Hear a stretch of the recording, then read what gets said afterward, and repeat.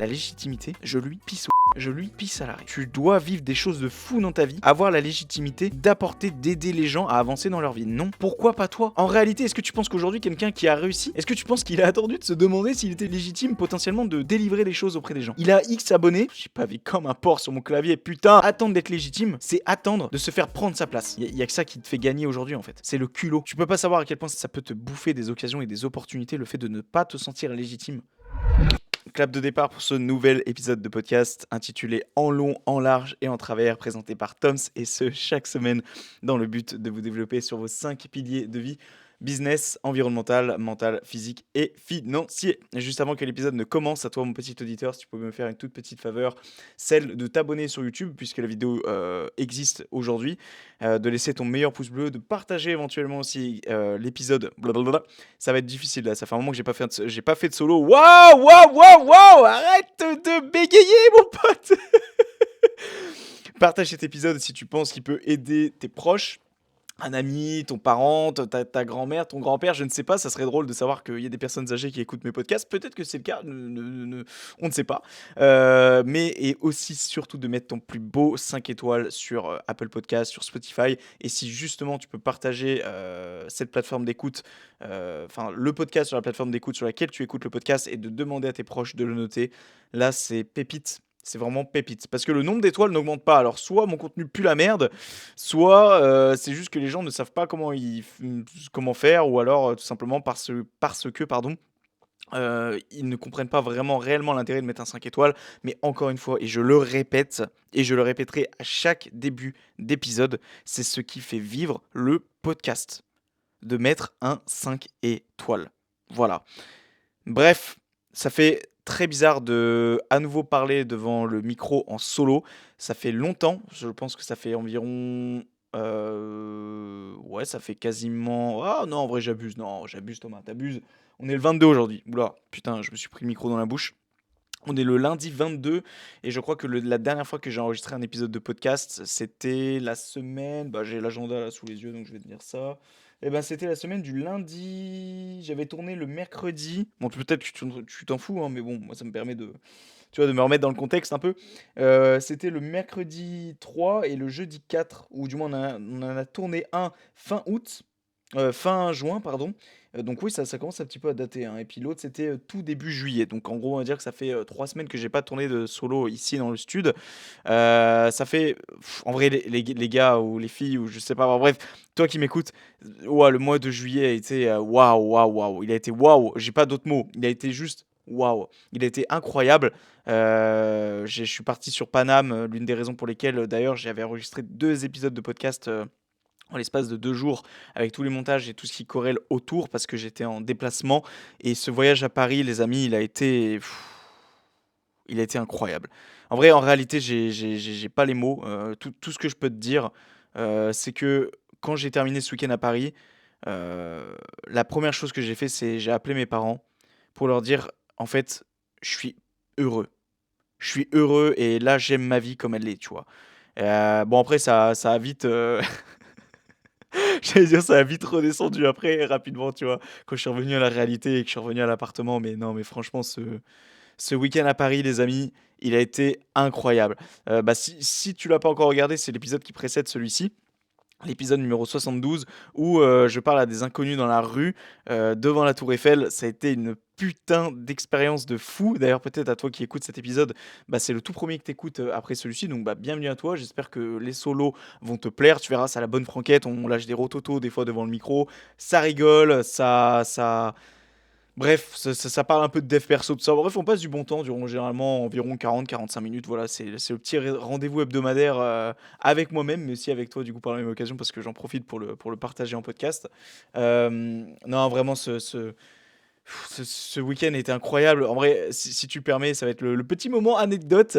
Il faudrait que je rajoute des jingles au sein du podcast quand je dis des trucs comme ça, où genre t'as l'instant anecdote, tu vois, tout, tac, avec la musique derrière. Bref, je me marre tout seul, je suis vraiment trop con, moi. Non, en vrai, rapidement, s'il fallait un petit peu raconter ce périple. Alors, si tu permets, juste avant, je vais m'hydrater rapidement.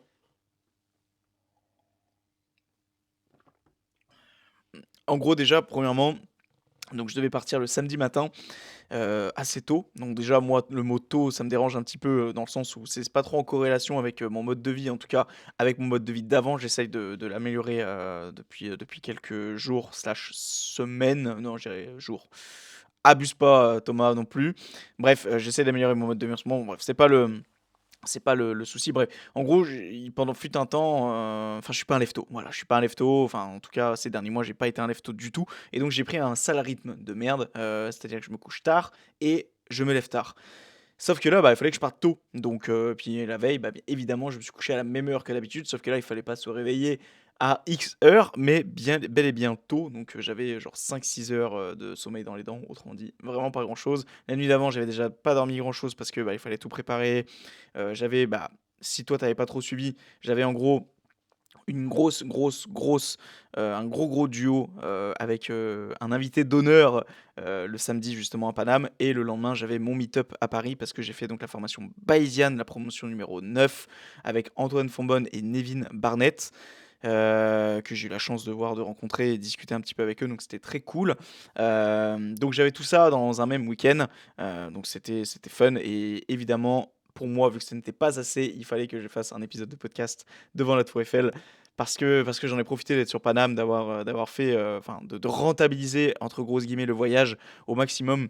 Pas juste d'un point de vue financier en mode: «Ah machin, la thune», non. Juste parce que j'ai pas l'honneur de voyager énormément dans ma vie. Donc moi maintenant, alors je pars du principe que dès lors que je vais quelque part, dès lors que je vis une expérience, dès lors que je fais quelque chose, eh bien je veux pousser la chose à 100 et que je ne veux pas regretter, quoi que ce soit, le jour où je serai dans ma tombe, tu vois? Donc, samedi matin, j'arrive, je vais chercher ma voiture de loc à Super U et je prends la voiture. 1 chose déjà, bah, j'avais trop peur parce que si tu veux, mon GPS, Waze sur le téléphone, il bug. Donc, je me suis dit: «J'espère qu'il ne sera pas enfin que ton GPS du téléphone ne sera pas corrélé directement sur, le GPS de la voiture». Parce qu'en gros, ça veut dire qu'il buggera de la même manière, juste ça s'affichera sur l'écran de la voiture, quoi. En gros, si tu veux, bah, voilà, ça c'est quand tu veux faire des économies, mais au final, t'en fais pas réellement. J'ai pris un reconditionné d'iPhone à l'époque et en fait, si tu veux, à l'intérieur, ils mettent des puces de merde, une batterie de merde. Donc en fait, ton téléphone, certes, tu le payes 2 fois moins cher, mais il dure 2 fois moins longtemps qu'un vrai iPhone et encore, 2 fois moins longtemps, je suis bien gentil, je pense. Donc bref, tout ça pour dire que, le GPS bug, c'est une grosse misère, une grosse merde et je ne ferai pas l'erreur une fois que celui-ci sera tombé HS, en panne, je ne ferai pas l'erreur de reprendre un reconditionné, je prendrai un vrai iPhone, même s'il faut payer 1000 boules, bah, je paierai 1000 boules, tel un gros pigeon, voilà. Pigeon, yes, I am a pigeon. Donc j'ai eu par chance le GPS qui ne buggait pas, mais j'en ai pas eu le cœur net tout de suite parce qu'il fallait que je commence à bouger en voiture pour voir si, tout simplement le curseur, bougeait en même temps que la voiture, tu vois? Qu'il bougeait pas à gauche alors que j'allais à droite, tu vois? Et vraiment ça me stressait parce que je me suis dit: «Gros, tu vas direction Paris, si tu te retrouves en plein Paris qui commence à te dire: "Tu vas à gauche, ah bah non, mais en fait, faut que tu tournes à droite, puis en fait, faut que tu fasses un tour sur toi-même et puis maintenant, faut que tu sautes." Je dis n'importe quoi, mais si le GPS se mettait à bugger alors que je ne connaissais absolument pas la route, déjà conduire dans Paris pour moi c'était tout nouveau, on y viendra juste après. Alors si en plus de ça le GPS se mettait à bugger, c'était la merde, tu vois? Donc j'en avais pas forcément le cœur net, donc ce que je fais, bah, c'est il faut que je commence à rouler, tu vois? Donc j'espère que la personne qui travaille à Super U ne verra pas ou n'écoutera pas ce podcast parce que je suis dans la merde sinon. Je fais une marche arrière pour simplement reculer du parking et pouvoir commencer à partir. En plus de ça, pour te donner un petit peu le contexte, j'étais à la bourre, voilà, pour changer d'habitude. Donc j'étais à la bourre, déjà de 1, donc ça me stressait parce que j'avais, mon interview avec X, enfin mon duo avec X dans l'après-midi. Je devais aller chercher chez lui à 14 heures et on devait être au stud vers 15 heures. Donc j'avais littéralement 1 heure de retard déjà, donc déjà ça c'est la première chose. La seconde chose, puis sans compter les bouchons qu'il y a eu après, seconde chose, hem, attends je réfléchis, il y avait quoi d'autre? Bah, le GPS qui buguait, j'étais pas sûr et il y avait un troisième truc, mais je sais plus c'était quoi. Ouais et puis il pleuvait aussi. Bref, il faisait un temps de merde, donc pas fou et puis c'était une voiture que je connaissais pas en plus de ça. Donc je recule et là, qu'est-ce qui se passe? J'entends «poum», heu et là je me dis: «Oh putain». Je dis: «Attends mec, souviens-toi qu'est-ce qu'il y a derrière la voiture en principe?» Et en fait, derrière la voiture, il y a des putains de gros blocs de béton pour justement Dès lors que si par exemple quelqu'un piquerait la voiture durant la nuit, bah il peut pas la piquer comme ça parce qu'il peut pas reculer en fait. Donc en fait, il fallait avancer et sortir par une sortie qui est assez spéciale, tu vois. Donc déjà, là je me dis mec, tu viens potentiellement d'enfoncer le cul de la voiture, alors que déjà d'une, t'es à peine parti, et qu'en plus de ça, t'as une caution de 300 balles qui te colle au cul.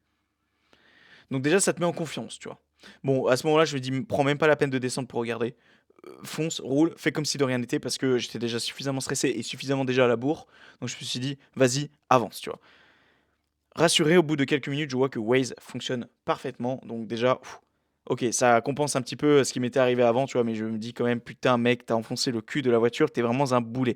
Bon, je suis pas allé vite, tu vois, j'étais peut-être à 3 4 km/h.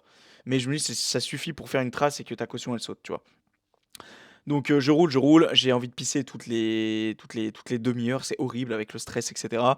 Donc je m'arrête, j'en profite justement la première fois que je m'arrête pour regarder le cul de la voiture et par chance, je vois qu'il n'y a absolument rien du tout. En tout cas, je me dis, pas assez pour que potentiellement il verrait quelque chose, tu vois? Donc déjà, je suis rassuré sur ce point-là, pam, je repars direction la route. Dis-toi, c'était tellement la bourre et là, je me dis potentiellement s'il y a même un policier qui écoute cet épisode, je suis dans la merde, vraiment. Je sais même pas si je suis censé dire ça, en fait, à la base, tu vois? C'est parce que c'est absolument pas légal, mais je suis désolé, en fait, j'avais tellement pas le temps que, j'ai été obligé de manger en conduisant. Voilà, je suis pas très fier. Bon, j'avoue, je suis pas très fier, de dire ce genre de choses. Mais j'ai été obligé en fait, parce que j'étais déjà bien assez à la bourre, je voulais pas que X pense que, voilà, je j'abuse de sa gentillesse, ce qui n'était absolument pas le cas, donc j'ai été obligé de manger en conduisant, quoi. Bref, j'arrive dans Paname, donc sur l'autoroute ça allait parce que c'était de l'autoroute, j'ai l'habitude de conduire sur l'autoroute, tu vois? Malgré que c'était pas ma voiture. Je commence un petit peu, voilà, à m'habituer à la voiture en question et cetera et en fait, plus je m'approche de Paname, plus je me dis: «OK, là, gros, la» en plus on était samedi, donc la circulation était quand même suffisamment dense, même en après-midi, tu vois? Je suis arrivé vers, ouais, 13-14 heures dans Paris et en fait, moi je contournais Paris, tu vois? J'allais dans le 93 et là, ouais, je commence à me dire: «Ouais, ouais, ouais, la circulation, ça commence à devenir un petit peu vénère», tu vois? Bon bref, j'essaye de prendre, un petit peu mon enfin, j'essaye de rester relax et tout machin, relax. J'attends X, il me dit qu'il descend, X arrive et oh damn nigga, X est très impressionnant, tu vois? Genre, il est très intimidant tonton et donc il rentre dans la voiture et tout. Déjà je lui dis: «Mec, tu es sûr que tu peux rentrer là?» Parce que je dis: «En termes de proportion», là je regarde le siège, je te regarde toi, je me dis: «Attends, est-ce que le bonhomme va passer?» Tu vois? Il est passé, c'est bon, il est arrivé à rentrer, tu vois? Et on commence à rouler et il me dit: «Ça va et tout?» Je dis: «Ouais, bah, écoute, enfin, ça on va dire que ça peut aller un petit peu stressé». Tu dis: «Ah bah, non, bah, pourquoi et tout?» Je dis: «Bah, parce que déjà de 1 tu es assis à côté de moi, tu vois, pour commencer». Déjà de un et de 2 bah, parce que j'ai pas le permis, tu vois? Évidemment, c'est une blague, tu vois? Puis, on a bien rigolé suite à ça et on a commencé à rouler, on avait 50 minutes de route.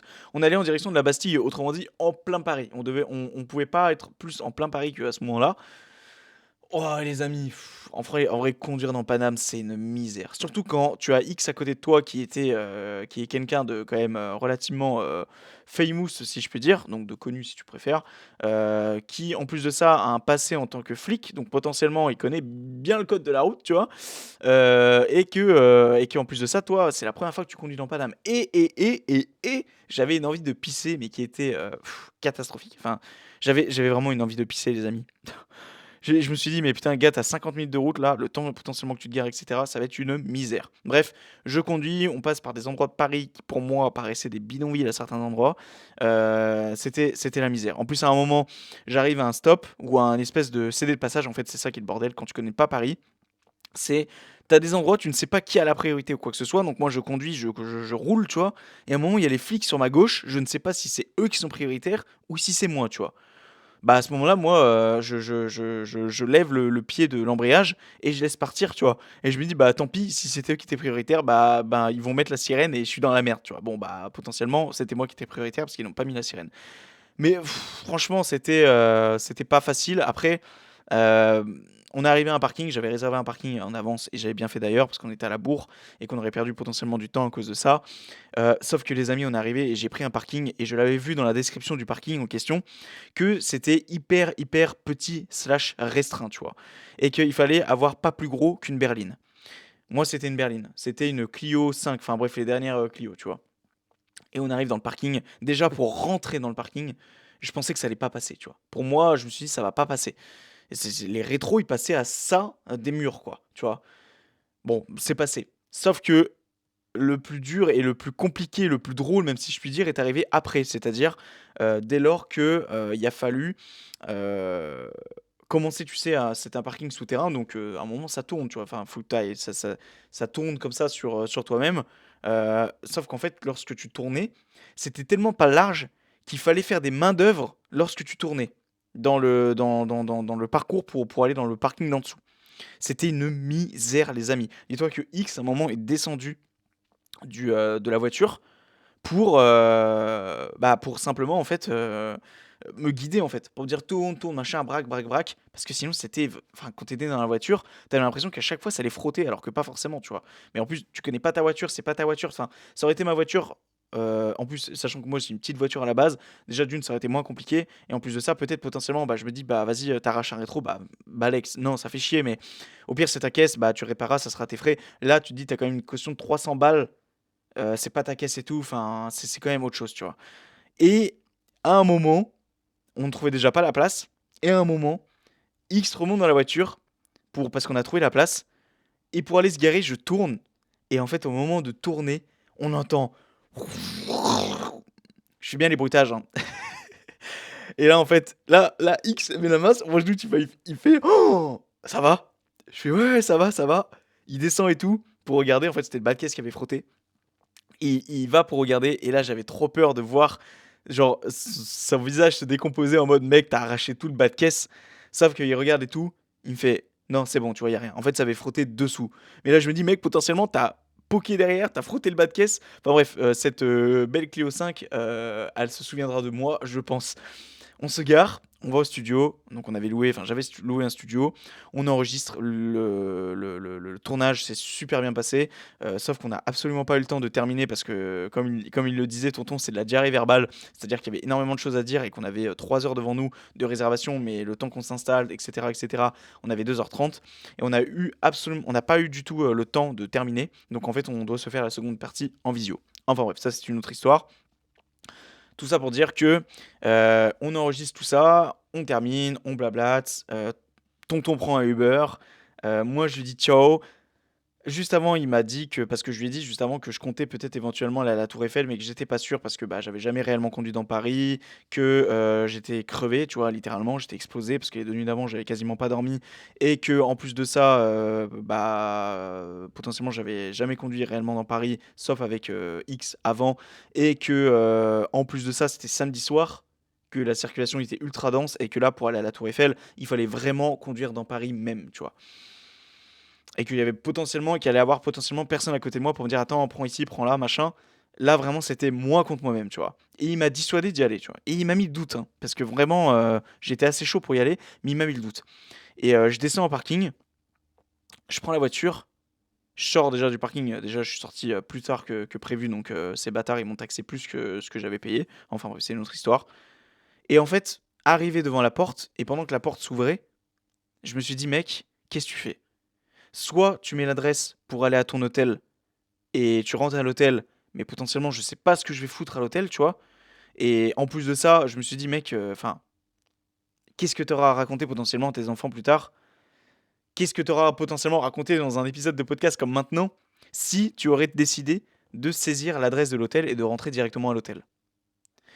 Je me suis dit, mec, tu sais quoi, on n'a qu'une vie. J'ai mis l'adresse de la Tour Eiffel et je me suis dit, vas-y, go, on fonce, tu vois. Et j'ai mis l'adresse de Tour Eiffel, mais j'ai mis parking proche de la Tour Eiffel. Sauf que en tapant parking proche, ça t'amène pas du tout à la Tour Eiffel. Moi, ça m'a mené à 5-10 minutes de la Tour Eiffel, tu vois. Donc à un moment, il me dit ah, Waze me dit ah bah bien bravo, t'es arrivé à destination. Ouais, ok. Je regarde autour de moi comme ça. Je sais pas si vous voyez derrière, mais mes guirlandes commencent à tirer la gueule là. Elles commencent à plus trop attraper, elles commencent à plus trop s'éclairer.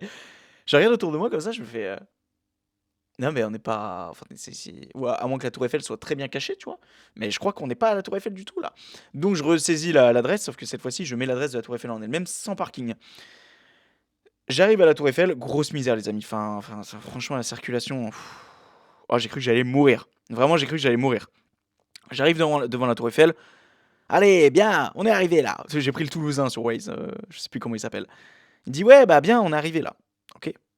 Maintenant, je suis devant la Tour Eiffel. Il y a des gens qui sont warning de partout. Il y a des taxis qui se garent n'importe comment, n'importe où. Et il y a une voiture de flic qui est derrière moi. Mais littéralement, derrière moi. Maintenant qu'il me dit que je suis arrivé, que je suis devant la Tour Eiffel et qu'il y a un tas de bagnoles autour de moi, qu'est-ce que je fais? Alors, solution numéro 1, je panique. Solution numéro 2, je roule et j'avance, mais je ne sais où. Solution numéro 3, je me tire une balle. J'en sais rien en fait. Ou alors, je pose ma caisse et je me mets en warning. Qu'est-ce que je fais? Bah, j'ai décidé d'avancer et de suivre potentiellement les voitures et de trouver un parking à proximité. Donc pendant que je conduisais, j'ai essayé de rechercher sur Waze s'il n'y avait pas un parking. Toujours la voiture de flic était derrière moi. Toujours elle me suivait et je voyais qu'elle me collait de près et je pense qu'elle avait vu la plaque d'immatriculation, qu'elle a profité du fait que j'étais pas du tout d'ici pour éventuellement me mettre un peu la pression. Et d'ailleurs ils m'ont suivi, hein, ils m'ont suivi parce que je tournais à droite, ils tournaient à droite, puis je suis retourné à droite, ils tournaient à droite, puis je retournais à droite, puis ils tournaient à droite, jusqu'à un moment où ils m'ont laissé, tu vois, mais ils m'ont bien regardé au moment où ils ont décidé de me laisser, tu vois. Et je pense qu'ils ont vu que j'étais pas à l'aise en conduisant dans Paname et que potentiellement ils attendaient une chose, c'est que je fasse une erreur pour me mettre une prune, tu vois. Alors crois-moi que je m'étais bien le clignotant même littéralement une demi-heure avant de tourner, tu vois. Enfin bref, j'essaie de respecter le code de la route au maximum, bien qu'il y a des moments où je me disais, mais gros, qu'est-ce que je fais là? T'avais une voiture devant moi qui reculait, normalement tu dois attendre qu'elle se gare lorsqu'elle recule, sauf que là, lorsque j'attendais, il y a une file indienne qui se faisait derrière moi, je disais, mais qu'est-ce que je dois foutre, putain? Donc je doublais. Mais je me disais, il y a les flics derrière moi, à tout moment, ils vont mettre leur sirène pour leur dire, attends, t'as pas le droit de doubler quand quelqu'un se recule pour se garer, tu vois. En vrai, en réalité, je faisais pas le fier et sur le moment, vraiment, je me chiais dessus littéralement. J'ai tourné pendant 20 minutes à essayer de trouver des parkings et impossible de trouver des foutus parkings. Je sais pas ce qui branlait en fait Waze, mais il y avait des parkings que je voyais en dehors de Waze, mais je n'osais pas y aller parce que je me suis dit putain, potentiellement c'est payant. Enfin, c'est payant. Oui, forcément que ça allait être payant. On était dans Paname, on était à côté de la Tour Eiffel. Je pensais pas que ça allait être gratuit.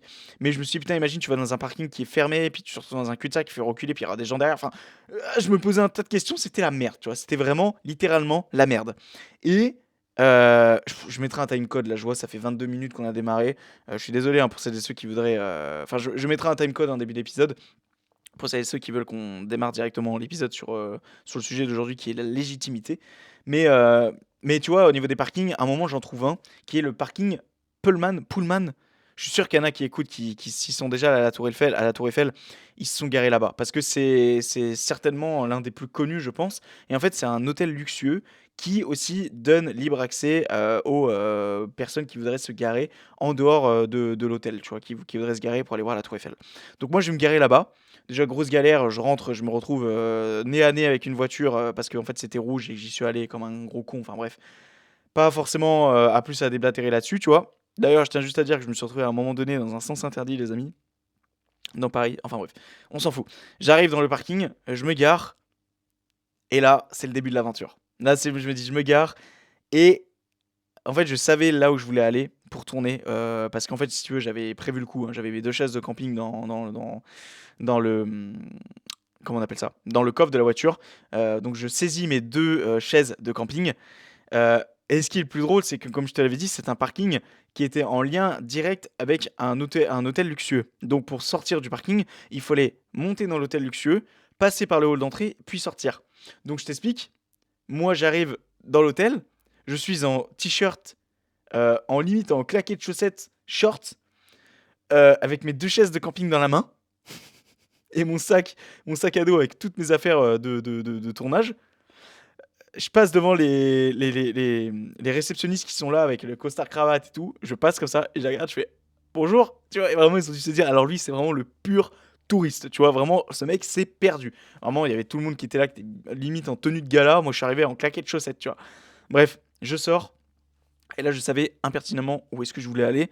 Parce que, si tu veux, avant, lorsque j'étais en voiture et que j'allais en direction de la Tour Eiffel, je suis passé et impossible de remettre le nom sur ce monument. Mais bah, va voir ma vidéo, de toute façon, tu comprendras. C'est là où il y a une grande ligne droite avec un métro qui passe au-dessus. J'ai vu ça, j'ai vu la tour Eiffel derrière, je me suis dit: «Mec, ça c'est un putain de spot pour filmer avec toi devant la tour Eiffel». Parce qu'on était suffisamment éloigné de la tour Eiffel pour voir la tour Eiffel, genre de suffisamment près, mais pas enfin, elle était ni trop loin ni trop près. Parce que si tu trop près, tu vois pas la tour Eiffel en entier, puis si tu trop loin, bah ça c'est pas ouf, tu vois? Là, c'était vraiment le spot idéal. Donc j'ai dit: «Bah maintenant go mec, maintenant que tu as posé ta voiture et que tu as tes 2 chaises de camping dans la main, et ben go marcher en direction, de là où tu es passé en voiture». Donc heureusement que j'ai un minimum de sens de l'orientation et que j'ai su un peu me repérer là où j'étais passé en voiture. Par contre, j'ai dit: «Repère bien le trajet», parce que sur le trajet retour, tu n'auras pas Waze potentiellement, parce qu'en plus j'ai pas eu tort à ce niveau-là, parce que j'avais presque plus de batterie. Je me suis dit: «Gros, tu vas filmer genre, environ 1 heure de podcast avec 30 de batterie», et à mon retour, effectivement, je n'avais plus de batterie du tout. Donc heureusement que je me suis rappelé de là où je m'étais garé, de la route, et cetera. Donc je marche, je marche, je marche, les gens me regardent, gros, mais je te jure, tout le monde me jugeait. J'étais là avec mes 2 chaises de camping, pour moi c'était normal, mais tout le monde me regardait en mode: «Mais gros, qu'est-ce que tu branles là à marcher dans Paris avec tes 2 chaises de camping?» tu vois? Moi je m'en fous, j'étais décidé. J'allais en direction de l'événement en question. J'arrive sur le lieu et en fait, ça y est, je décide de poser mes 2 chaises de camping. Je décide de mettre mon trépied. J'allume les 2 micros, je mets tout l'ensemble en place. Et puis ça y est quoi, c'est parti, j'enregistre, tu vois? Et puis maintenant, bah, la suite, je te la raconte pas, t'as juste à aller voir l'épisode. Et ouais, ça a été une putain d'expérience où je suis sorti de ma zone de confort. Bref, je vais pas reblablater là-dessus. Je termine le tournage, des étoiles plein les yeux, j'étais trop, trop content, enfin, à ce moment-là, vraiment, j'étais, au summum dans le sens où je me suis dit: «J'ai vraiment de la gratitude pour tout ce que je vis aujourd'hui et que la vie, putain, c'est cool, en fait. C'est cool la vie», tu vois? Et je retourne à la voiture, des étoiles encore une fois plein les yeux. Malgré que j'étais à 20 minutes de marche et que c'était relou de déplacer les chaises de camping, j'étais tellement dans un bon mood qu'en fait, sur le moment, j'aurais pu marcher 1 heure de plus, je pense que ça m'aurait pas dérangé, tu vois? J'arrive au parking, je prends la caisse, je sors avec une bonne petite facture qui pique parce que qui dit déjà parking proche de la Tour Eiffel, ça pique, mais qui dit en plus parking d'un hôtel luxueux, ça pique encore plus. Mais bon, je ne regrette absolument rien de toute façon. Parce que dis-toi que c'était pas gagné sur le coup. J'ai failli, lorsque je tournais pendant 20 minutes à trouver un parking et je ne trouvais pas, à un moment je me suis retrouvé dans un cul-de-sac où il y avait personne. Je me suis arrêté, j'ai mangé une barre de céréales au sucre parce que sur le moment j'étais mort de faim en fait.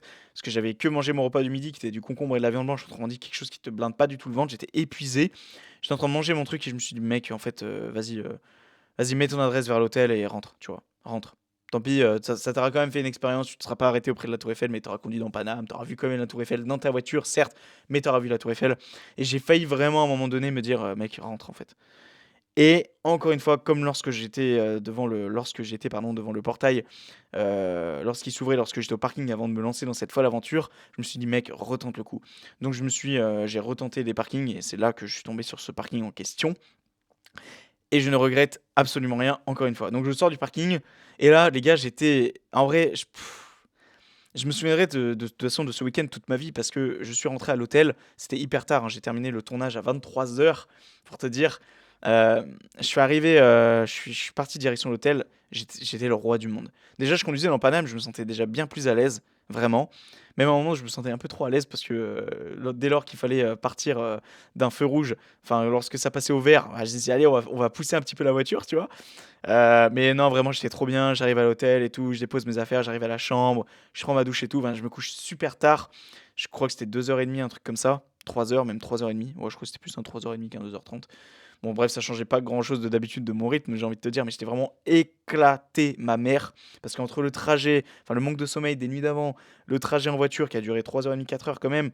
Ensuite, il a fallu conduire 1 heure dans Paname avec X à côté, avec la pression. Le tournage qui a duré 2h30. Ensuite, reconduire 1 heure dans Paris, faire le tournage en solo, puis reprendre la voiture, puis puis aller à l'hôtel, s'installer dans l'hôtel. Enfin, j'étais KO. Vraiment, j'étais KO. Mais j'avais encore une fois des étoiles plein les yeux. Bref, je me couche. Le lendemain, je me réveille assez tôt parce qu'il y avait le petit-déj et que je voulais pas rater le petit-déj à volonté, tu vois. D'ailleurs, j'ai un petit peu abusé sur les glucides, sur le petit-déj. Donc, je voulais aller courir avant parce que je m'impose une course par semaine. Et là, j'avais pas couru encore. Donc, je me suis dit, bah, quelle occasion. On va aller courir un dimanche matin dans Paname. Tu vois, j'étais à putain, Châtillon. Châtillon, c'est à l'entrée de Paris. C'était très mignon d'ailleurs, je trouve. Donc je suis allé courir là-bas, c'était relativement fun. Mais juste la course, c'est pas super bien déroulé dans le sens où j'étais éclaté, les membres ne suivaient plus du tout à la fin. Pourtant, j'ai couru 25 minutes, une demi-heure, hein, j'ai pas couru longtemps. Il y avait un petit peu de dénivelé, donc je pense aussi ça m'a mis un coup, mais j'étais éclaté et tout. Je vais au petit-déj, je remonte dans ma chambre et je redors. Parce que pour t'expliquer, j'avais la chambre, je devais la rendre avant 14 heures. Et donc, comme pour te rappeler, j'avais donc mon meet-up l'après-midi, donc qui était à proximité de l'hôtel. J'avais pris un hôtel qui était à proximité. J'avais littéralement 10 minutes de marche hein, de l'hôtel, donc j'avais tout prévu. J'étais d'ailleurs passé devant la salle, c'était dans une salle de CrossFit. J'étais passé en courant devant justement le matin même pour un petit peu faire mes repérages.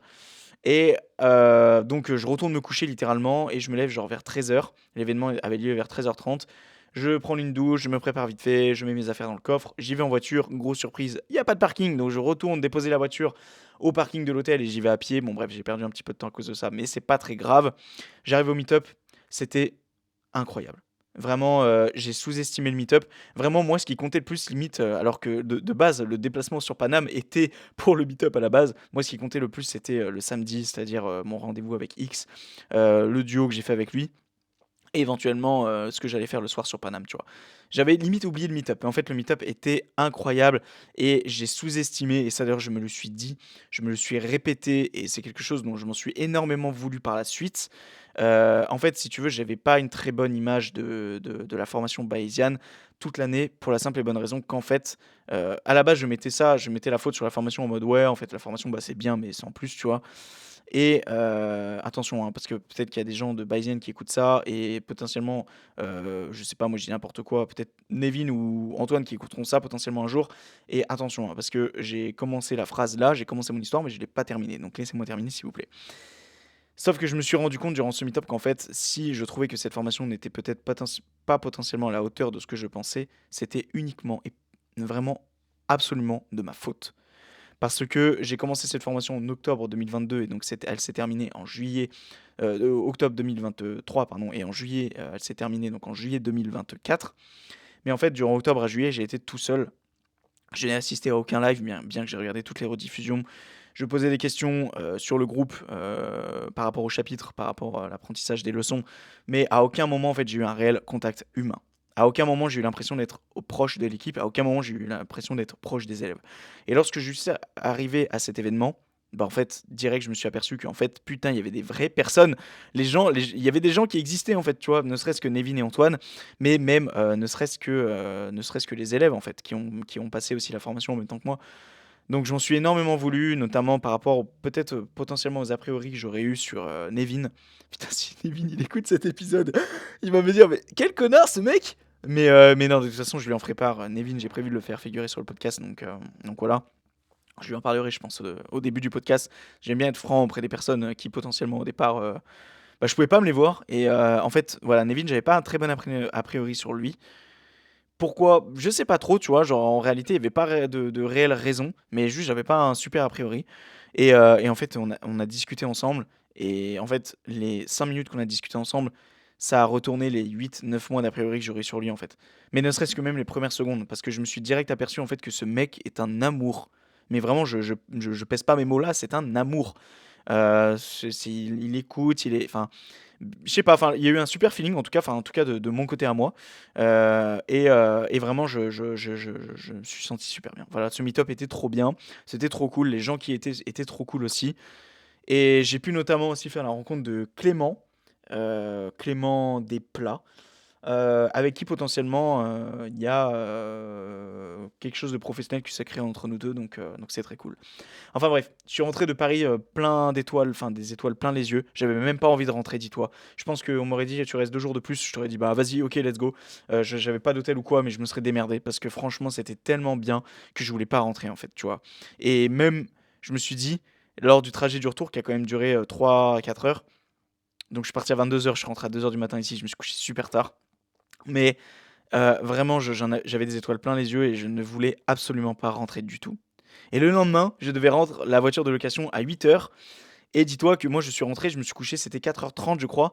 Ouah, frérot, Je pourrais mettre ma gueule, la vidéo de ma gueule, mais ça serait trop m'afficher. Je pense que j'ai gardé ça pour moi, pour éviter que tu fasses des cauchemars cette nuit. Mais je me suis filmé, en fait, je me suis réveillé, littéralement, je suis allé, j'ai mis mes deux chaussures et je suis allé rendre la voiture et je suis allé me recoucher direct derrière. Mais en fait, vraiment, je me suis réveillé.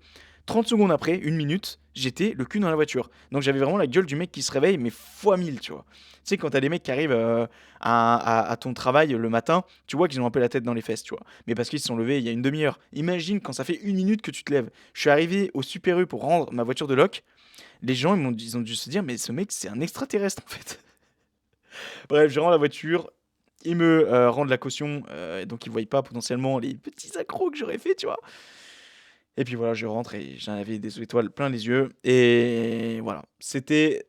Alors, heureusement que j'ai dit que j'allais mettre 5 minutes pour raconter tout ça. Ça m'a pris 25 minutes. Mais bref, je voulais en parler parce que ça me tenait à cœur et que j'avais pensé éventuellement me dire «Ah ouais, vas-y, fais un épisode, mec, sur ton voyage sur Paris et tout. Mais est-ce que ça vaut vraiment la peine de faire un épisode sur ça? Non, je ne pense pas. Bon, bref. On cloisonne le tout parce que là, je suis déjà éclaté alors qu'on n'a même pas commencé le sujet en question. Donc je sais absolument pas combien de temps va durer cet épisode. Mais en tout cas, voilà. Aujourd'hui, et on va directement commencer maintenant, on va parler de la légitimité. J'ai voulu parler de ce sujet-là aujourd'hui pour la simple et bonne raison que j'ai eu un échange avec un ami à moi récemment. Florian, si tu passes par là, mec, gros big up. Parce que, en fait, si tu veux, déjà, la petite citation, parce qu'à chaque fois j'oublie en début d'épisode, c'est une citation que j'avais notée, je sais plus quand, mais en tout cas, je suis hyper content parce qu'elle colle vraiment bien à le sujet d'aujourd'hui. Tu ne te sens pas légitime à prendre ta place, et pourtant, quelqu'un d'autre. Bon, je recommence, pardon. Tu ne te sens pas légitime à prendre ta place, et pourtant, quelqu'un d'autre de moins compétent que toi va te la prendre.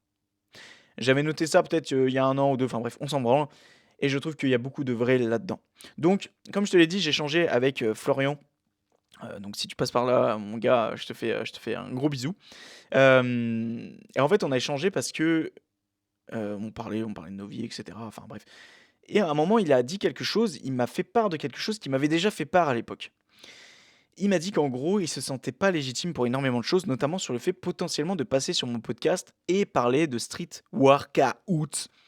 Parce que Florian est on va dire, quelqu'un qui se démerde très bien dans le milieu du street et qui se sent pas légitime par rapport à ça. Et moi, en fait, sur le moment, j'ai entendu ça et j'ai dit non, stop, stop, stop, stop, stop, stop, stop. Stop déjà vis-à-vis de Florian, tu vois, parce qu'il a de quoi se sentir légitime dans ce milieu-là, mais stop par rapport à la légitimité en général. Est-ce que tu penses que je suis légitime à faire tout ce que je fais aujourd'hui? Est-ce que tu penses que je suis légitime aujourd'hui à promulguer tout ce que je mets en avant sur les réseaux? Prodiguer des conseils pour être meilleur que la veille, donner la meilleure version de soi-même, de se découvrir encore plus, voir que l'on est capable de faire cette chose que l'on redoutait tant, d'essayer d'aider mes proches aussi par la même occasion, d'avoir fait une vidéo de motivation à l'époque, d'avoir créé ce podcast, d'avoir posé mon cul sur une chaise de camping devant des inconnus à Paris, de prodiguer des conseils à des débutants à la salle, et j'en passe. Ou même encore, j'ai envie de dire, d'ouvrir ma gueule aujourd'hui devant ces micros. Non. Il ne faut pas se sentir légitime et je vais m'expliquer pourquoi je prends ce positionnement d'office comme ça dès le début de cet épisode. Début, si on peut dire. Euh, Bien qu'il y ait des conditions évidemment par rapport à la légitimité que je citerai après, mais pour moi en tout cas, il n'y a pas à mettre en avant cette légitimité en question parce que pour moi, mettre en avant cette légitimité et toujours se dire non mais je ne me sens pas légitime pour potentiellement faire X ou X choses, bah ça donne lieu à, j'allais dire l'ignorance, non. Mais en fait, si tu veux, ça, c'est le résultat d'un non-passage à l'action, en fait. Et ça mène à la frustration derrière. Tu sais, quand j'étais plus jeune, On dit ça alors, enfin je dis ça alors on dirait que j'ai 30 balais alors que en réalité j'en ai 23. Quand j'étais plus jeune, il y a énormément de choses que j'ai pas fait parce que je me sentais pas légitime ou je m'en croyais pas capable. Je me disais que j'avais pas toutes les armes en main pour éventuellement me mettre en avant, ne serait-ce que devant les autres. Je pense que ça, tu l'auras compris. J'en ai parlé dans la vidéo sur le harcèlement, j'en ai parlé sur la vidéo sur le fait de la pire période au collège dans l'épisode, je crois que c'était le numéro 67-68, ou même encore, ne serait-ce que sur l'intelligence n'existe pas, qui est dans l'épisode numéro 71, encore une fois, si je ne dis pas de bêtises, ou non, l'épisode numéro 70, je ne sais plus. J'ai pas eu une super enfance en fait, dans le sens où, enfin, non, je regrette absolument rien de mon enfance. J'ai passé une très bonne enfance, j'ai été très bien éduqué, mes parents m'aiment toujours, que j'aime fort aussi au passage, mais par rapport aux autres, j'ai été beaucoup dénigré. Il y a beaucoup, beaucoup de gens qui m'ont mis six pieds sous terre de temps en temps, tu vois. Et ça, moi, bah, sur le moment, je l'ai mal vécu. Ça m'a donné le caractère enfin, d'introverti, bien que je l'étais déjà à la base, mais ça m'a encore plus poussé à l'être. Ça m'a plus poussé encore à moins me sentir légitime, encore à potentiellement me mettre en avant. Et en fait, il y a un moment donné, j'ai eu un putain de déclic, gars. Je me suis dit, mais en fait, gars, enfin, arrête déjà de ressasser tous ces événements passés qui sont celui des gens qui t'auraient potentiellement anéanti, qui t'auraient mis six pieds sous terre. En fait, retourne la situation. Retourne la situation. On t'a dit, tu n'es pas légitime à dire ça. Non, mais vas-y, ferme ta gueule, toi, parce que X, machin. Non, mais vas-y, tais-toi, tu ne peux pas, tu ne peux pas, tu ne peux pas donner ton avis parce que tu ne vaux rien. Parce que tu n'es pas légitime à le donner. Bah ça, à force de l'avoir entendu, bah à un moment donné, je me suis dit, mec, en fait, retourne la situation. En quoi je ne suis pas légitime? En quoi je ne suis pas légitime? Je ne suis pas Elon Musk. Je ne suis pas Mark Zuckerberg. Je ne suis pas Dwayne Johnson. Je ne suis pas quelqu'un. Je ne suis pas une personnalité publique. Je ne suis pas quelqu'un qui a apporté quelque chose au monde.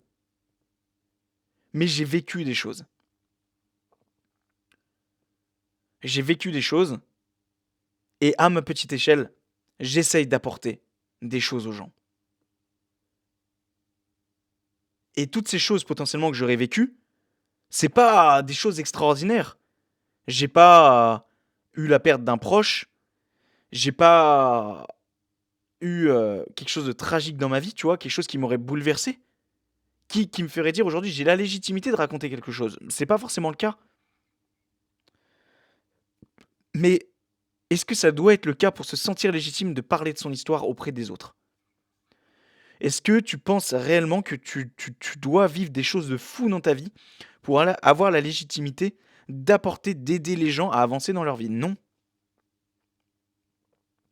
Parce que peut-être potentiellement que toi, pour toi, c'est pas fou ce que tu vis là. Mais peut-être que pour d'autres, c'est incroyable et qui vont s'inspirer de ton histoire. Qui vont s'inspirer de ce que potentiellement tu aurais vécu.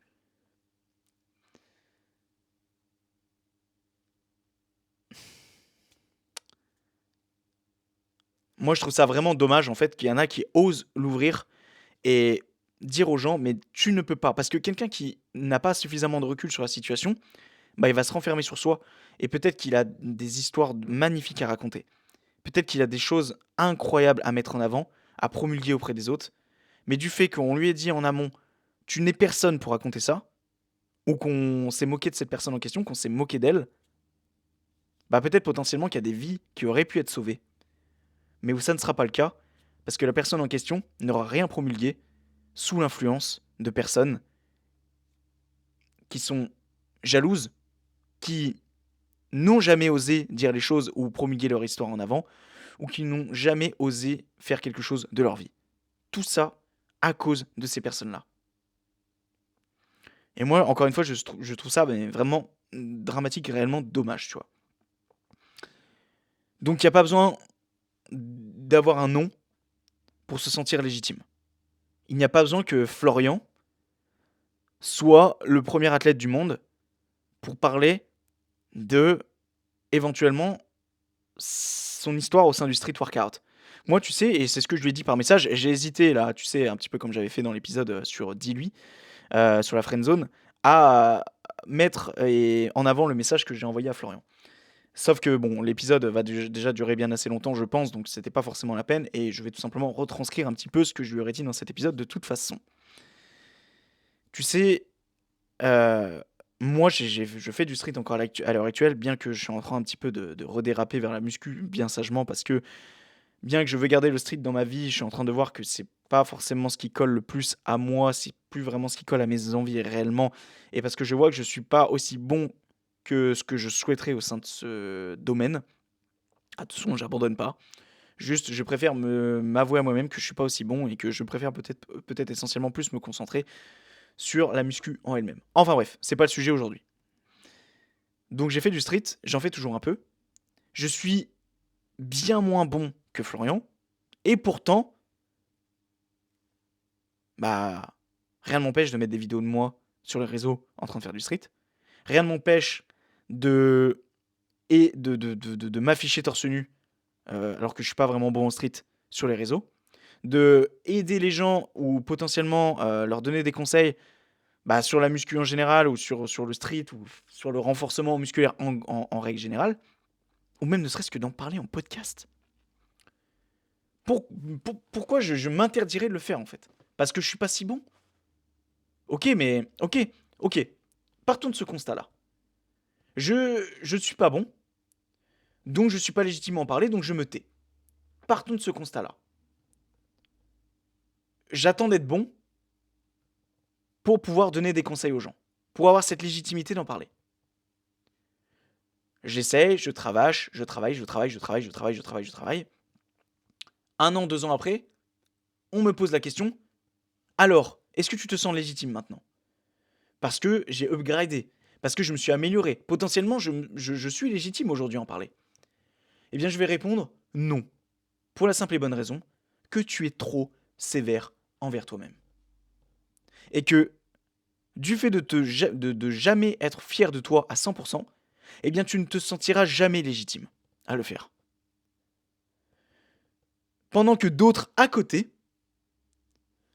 ne vont pas se gêner pour avoir certes moins d'expérience que toi, mais d'apporter leurs graines, leur valeur ajoutée auprès des gens. Et ce, dans n'importe quel domaine. Part du constat suivant. Et tu sais, moi j'ai fait des formations un petit peu dans le business, etc. Et ça, on en parle de la légitimité, du syndrome de l'imposteur. Si tu es arrivé d'un point A à un point B, est-ce que tu penses vraiment que la personne qui, elle, est restée au point A, ça lui importe quelque chose que tu sois professionnel dans le milieu? Non. Elle, ce qu'elle veut savoir, c'est comment tu as fait pour aller du point A au point B. Pas que tu aies un diplôme, une certification, un bac plus 5 et j'en passe. Non. Elle veut savoir comment tu as fait. Donc il faut arrêter de penser que il faut être parfait pour avoir de la légitimité. Ça, c'est absolument faux. Et encore une fois, pour moi, ça, c'est ce qui mène à un non-passage à l'action. Autrement dit, à la frustration. Parce que quand tu ne fais pas les choses qui sont potentiellement en ta faveur, pardon, excuse-moi. Si tu ne fais pas les choses qui sont potentiellement en ta faveur, bah forcément derrière tu vas être frustré. Tu vas te dire putain pourquoi en fait je l'ai pas fait plus tôt. Moi je sais très bien qu'il y a des gens qui potentiellement se disent que je suis pas légitime à parler devant ce micro à l'heure actuelle, hein. Mais comme je l'aurais dit à Florian dans son message, la légitimité, je lui pisse au cul. Je lui pisse à l'arrêt. Parce que je le vois de toute façon, que je ne suis jamais satisfait de là où je suis arrivé. Il me faudra toujours plus dans ma vie. Donc ça fonctionnera pareil avec la légitimité. Donc s'il y a 2 ans, oui, il y a 2 ans maintenant, ça fera bientôt 2 ans qu'on a créé ce podcast, les amis. Il faudra qu'on fasse quelque chose pour son anniversaire. Yeah, les gars, nigga. Du coup, je sais même plus ce que je disais à trop parler, putain, je fais chier. Euh, Est-ce que ouais, tu penses qu'il y a 2 ans, si je me serais posé toutes ces questions à la création de ce podcast, aujourd'hui même, je serais en train de parler devant ce micro? Bah, absolument pas, parce que aujourd'hui, je pourrais avoir une petite légitimité à apporter aux gens parce que, j'ai quand même maintenant, 72 épisodes derrière moi et puis, il y a eu quand même de l'expérience de prise aussi depuis et que j'ai vécu des choses dans ma vie. Mais alors ouais, alors qu'est-ce que ça pardon, alors qu'est-ce que ça en serait il y a 2 ans quand j'avais rien créé de tout ça, tu vois? Et il y a 2 ans, moi, je me suis absolument pas posé la question de la légitimité, en fait. Parce que pour moi, c'était normal. Pour moi, je me suis dit: «Mais mec, en fait, pourquoi pas toi, en fait? Pourquoi pas toi? Pour Tu attends d'être légitime pour faire les choses. Mais en réalité, est-ce que tu penses qu'aujourd'hui, quelqu'un qui a réussi, est-ce que tu penses qu'il a attendu de se demander s'il était légitime potentiellement de délivrer des choses auprès des gens? Non. En fait, attendre d'être légitime, c'est attendre de se faire prendre sa place. C'est attendre bien sagement que les autres viennent impacter les gens à ta place. Parce que demain, reprenons l'exemple de Florian, qui l'attendent de faire une figure en plus pour se sentir légitime à parler. En réalité, est-ce que ça va vraiment avoir un réel impact sur son message? Moi, je ne pense pas parce que, encore une fois, on est tous différents. Et peut-être potentiellement que dès lors qu'il parlera, il se sentira pas à l'aise et du coup, peut-être que ça aura un impact sur son message en lui-même. Mais ça, généralement, on l'oublie en fait. Dès lors qu'on veut passer un message aux gens, moi je le vois en podcast, hein. Des fois, je vais me dire: «Putain, je me sens pas ouf aujourd'hui. Putain, hier j'ai une journée de merde. Du coup, demain, pourquoi j'irai faire un épisode de podcast pour essayer de promulguer de la bonne humeur?» Mais en fait, dès lors que tu parles devant ton micro et que tu essaies d'apporter des choses aux gens, tu l'oublies ça. Ce qui revient, c'est l'essence même. C'est c'est potentiellement ce que tu aurais, tout ce que tu aurais fait en fait. C'est tout ce que tu auras vécu encore une fois. On parle d'un vécu ici.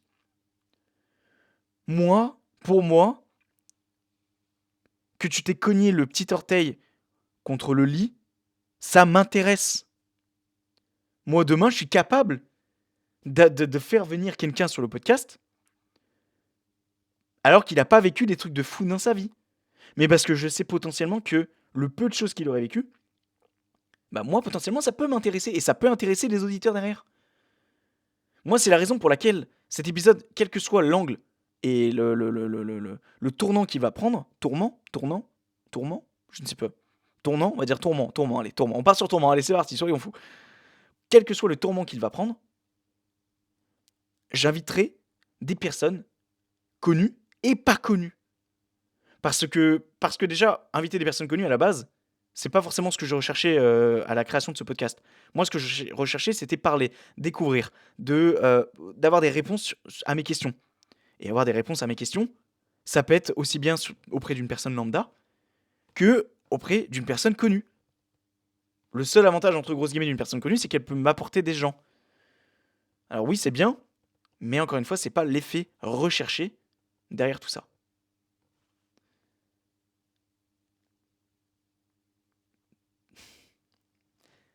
Tu sais, j'ai envie de faire venir une personne en ce moment et j'espère qu'elle acceptera parce que, tu vois, c'est bête, mais je suis plus impatient de faire intervenir cette personne qui est connue ni d'Adam ni d'Ève, mais que moi je connais et qui ça me tiendrait à cœur de la faire intervenir sur le podcast, plutôt que me dire: «Oh putain, je vais faire intervenir X, il a X abonnés». J'ai pas vu comme un porc sur mon clavier, putain! J'ai fait intervenir X personnes sur mon podcast qui a X abonnés. Ah, ça va être trop cool. En plus, la personne est famous, donc potentiellement, elle va me rapporter des gens. Et ben, ça m'excite moins que de me dire, j'ai envie de faire venir une personne qui, à l'époque, je connaissais de X manière, qu'on s'est pas vu depuis longtemps, qu'à l'époque, jamais j'aurais pensé me dire, cette personne-là, je vais lui proposer, je vais la faire intervenir, et je l'espère intervenir sur le podcast, et que ça va être génial, en fait, que ça va être ouf. Moi, je te le dis, ce podcast, j'ai hâte de voir. En fait, j'ai hâte de voir un jour où je me pose sur ce siège ou sur un autre, on ne sait pas. Je prends du recul comme ça et que je me dis, waouh! Et tu sais, t'es là avec ton curseur, tu défiles la liste. Tu te dis, putain, incroyable! C'est vrai que j'ai fait intervenir lui et lui. Putain, c'était des bons souvenirs. Ah, tiens, je vais me réécouter celui-là, tu vois. Voilà pourquoi la légitimité, je lui pisse au cul. Parce que ce podcast, avant tout, ce n'est pas pour une question de légitimité. C'est parce que je l'ai fait pour moi et que je le fais pour moi avant tout. C'est pour avoir cette satisfaction de me dire que je l'ai fait. Avoir cette satisfaction de me dire que j'ai mon journal intime, qui est à la vue de tous, certes, mais que j'ai mon journal intime et que je n'ai pas lâché.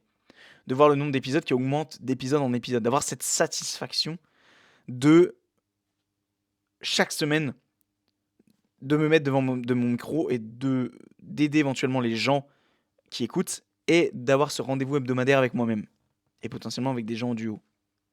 C'est pour ça que ce podcast existe aujourd'hui. C'est pour ça. Et ce n'est absolument pas pour autre chose. Bien que des fois, j'ai pas l'envie, des fois je me pose encore la question de pourquoi je le fais, ça en valait et ça en vaut la peine. Tu sais, chaque début d'épisode, je te parle de 5 piliers de vie. Du fameux business qui tourne autour du monde du travail, environnemental, le monde qui t'entoure au global, le pilier mental qui est de ton apprentissage, de qu'est-ce que tu apprends, qu'est-ce que tu lis tous les jours, le pilier physique de ce qui est de ta santé et du sport, et enfin le pilier finance qui sont ton argent, tout simplement, tes investissements. Moi, je sais très bien qu'il y a des gens aujourd'hui qui me suivent sur les réseaux, qui me voient publier tous les jours sur les réseaux, ils doivent se dire, mais en fait, ce gars, il est que bon là-dedans, en fait. Ou potentiellement dans le sport aussi. Genre, il publie sur les réseaux, il fait que ça de sa vie, il spam comme ça, il spam, il fait du montage, et il fait du sport. Voilà, sa vie se résume à ça. Et peut-être que toi qui écoutes à l'heure actuelle, tu te dis ça aussi également, tu vois. Vous savez, et tu sais, à toi qui m'écoutes, je ne dis pas tout, en fait. Je dévoile ce que j'ai envie de dévoiler sur les réseaux. Pourquoi je dévoilerais tout, en fait? J'ai droit à mon petit jardin secret aussi. Peut-être que toi, tu ne sais pas, mais il y a d'autres projets qui avancent en parallèle. Dans d'autres piliers. Dans d'autres piliers de vie. Il y a un pilier que je travache depuis un an, que ce dont je parle pas, que je parle jamais. Et je crois que c'est même la première fois dont j'en parle dans un épisode. De toute façon, on est à environ 55 minutes de podcast. Je sais que là, il n'y a plus que les vrais qui restent. Donc, de toute façon, je peux dire des choses. Mais je suis et j'essaye et je vais me construire un second cerveau numérique à travers plus précisément le Finder d'Apple et potentiellement Notion plus tard. Mais je suis en train de me créer une interface numérique dans laquelle se situe toute ma vie. Toute ma putain de vie. Que je peux transporter absolument de partout. De partout. Et qui m'est utile dans tous les piliers.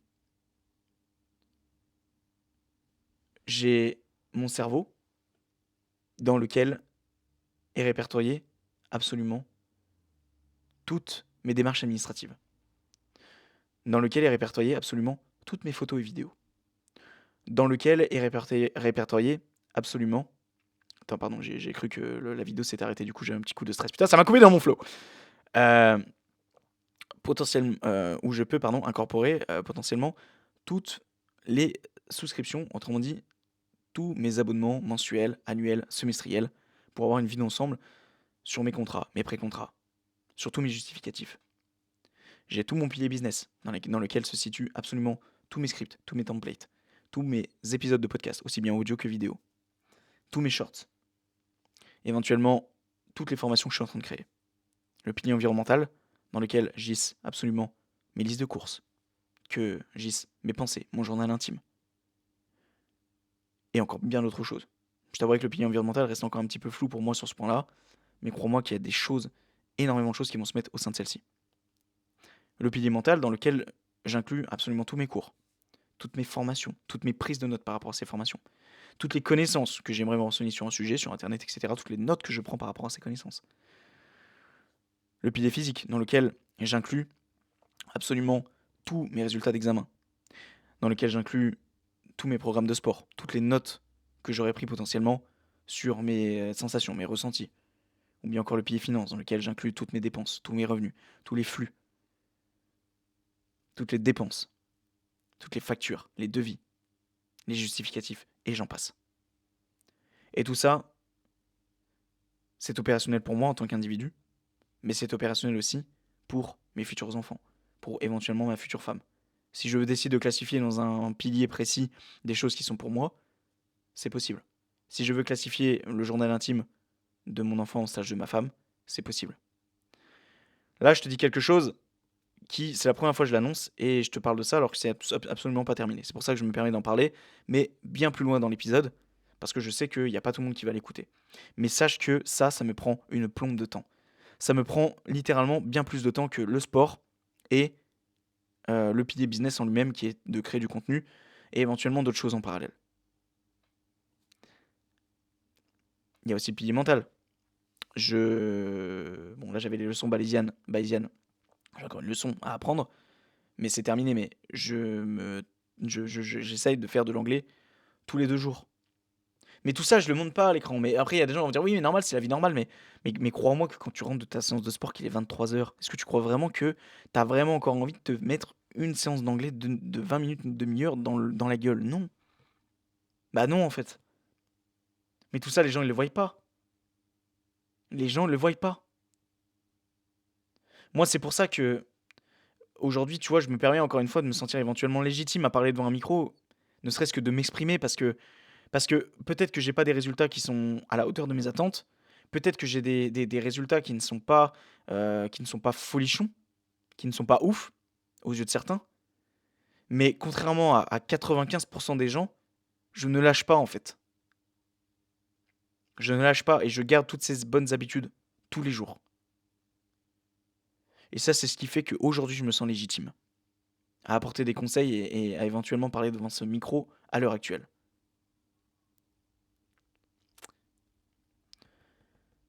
Je vais juste relire mes notes si tu le veux bien. C'est question de légitimité avec un long passage à l'action, ça on l'a dit. Nanana. Ouais. Éventuellement, le point positif qu'il pourrait avoir, c'est éventuellement celui de, comme on l'a dit, se pousser à vraiment, vraiment aller au bout des choses pour se sentir légitime. Et que à la fin, éventuellement, tu peux vraiment te sentir légitime. Et là, tu vas vraiment être pris au sérieux à 100%. Et tu vas être content de te définir ce statut en question. Mais ça, c'est uniquement si tu es en accord avec toi-même sur le fait que tu en veux pas toujours plus dans ta vie. Et moi, par exemple, je donne, et encore une fois, big up à toi, mon gars, je ne connais pas, pardon, plus que ça Florian, mais le fait d'avoir discuté un petit peu avec lui, tu peux un petit peu cerner la personne, et moi, je vois que c'est quelqu'un qui a soif de toujours plus. Et quand tu as soif de toujours plus, pour moi, en fait, tu auras toujours soif de te dire, ok, je dois me sentir légitime encore plus, plus, plus. Et en fait, au final, bah, tu n'as pas réellement, tu n'obtiendras pas réellement la légitimité derrière. Encore une fois, c'est en faisant et pas en se disant que tu te sentiras légitime. Tu vois. Donc, moi, je pense qu'il ne faut pas se poser la question de est-ce que je dois me sentir légitime pour parler de X ou X chose. C'est le culot avant tout. Tu vois, il y a quelqu'un sur mon ancienne vidéo YouTube, sur l'épisode numéro 72 devant la Tour Eiffel, qui m'a dit bah mec, ton anglais est pas ouf, mais t'as eu le cran et t'as eu le culot et t'as raison, parce qu'il y a que ça qui. Il y a que ça qui te fait gagner aujourd'hui en fait. C'est le culot. C'est avoir le culot de faire. Donc, et le culot de faire quelque chose que potentiellement les autres n'oseraient pas faire, sous prétexte ou parce qu'ils ont peur de ne pas être légitimes. Eh bien, toi, saisis ça. Saisis cette chose. Pardon. Tu n'es peut-être pas plus légitime qu'un autre,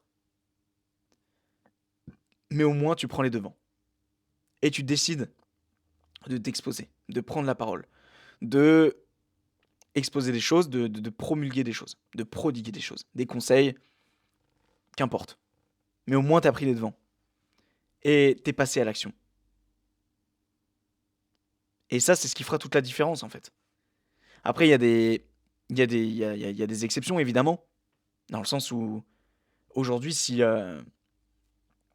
c'est un exemple que j'avais donné à Florian d'ailleurs, t'arrives sur un plateau d'une chaîne qui est basée sur l'économie, et que t'arrives sur le plateau, que t'es mis à l'antenne, et que tout le monde te regarde, et que t'as jamais mis un pet dessous de côté, non, là, retire-toi du plateau, ferme ta gueule, rentre chez toi, tu vois. C'est même logique, en fait, j'ai envie de te dire. Mais dans la plupart des cas, sans même que tu le saches, tu es légitime à raconter quelque chose. Donc moi, je peux que t'inciter hein, à ne pas attendre le bon moment pour te sentir...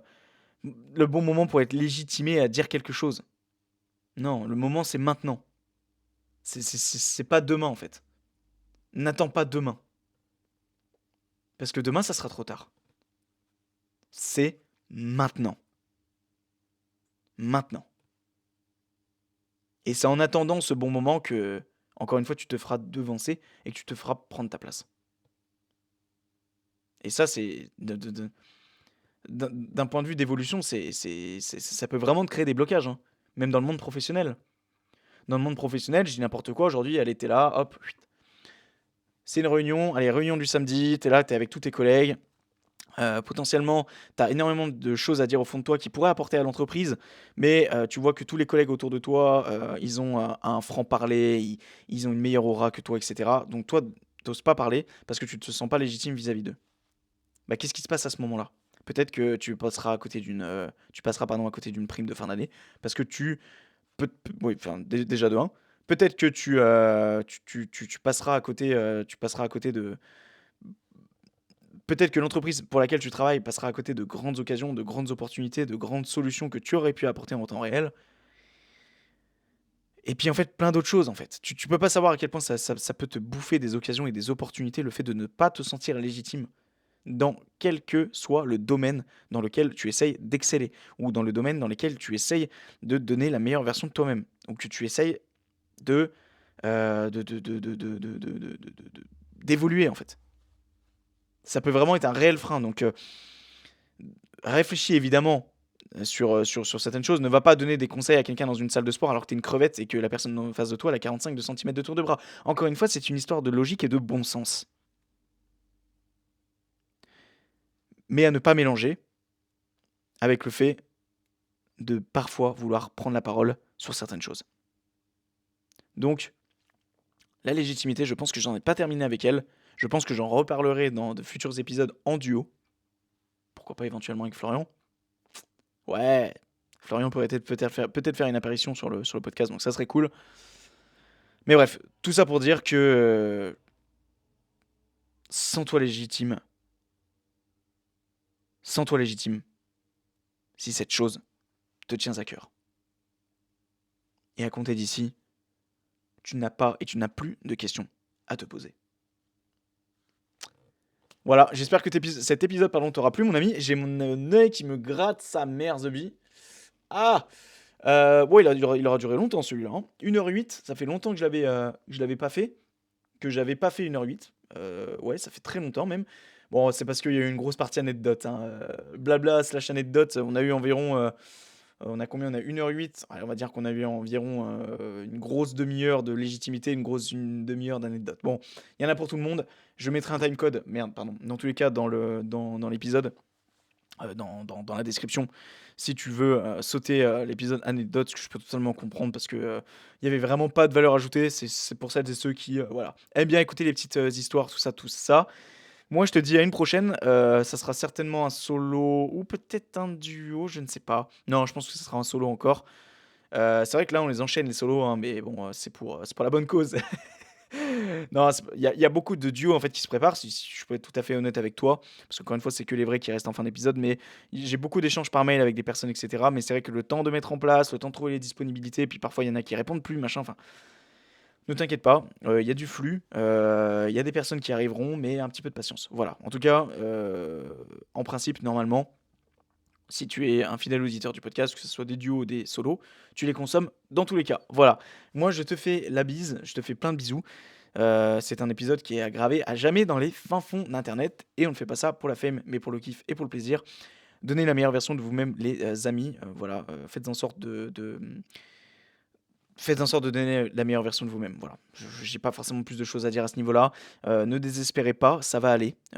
S'il y a des choses qui ne vont pas dans votre vie, moi je pense que le tout c'est d'être patient, de tous les jours se donner l'opportunité même si c'est des petites actions, le tout c'est de ne pas lâcher. Voilà les amis, la bise et à une prochaine. Ciao.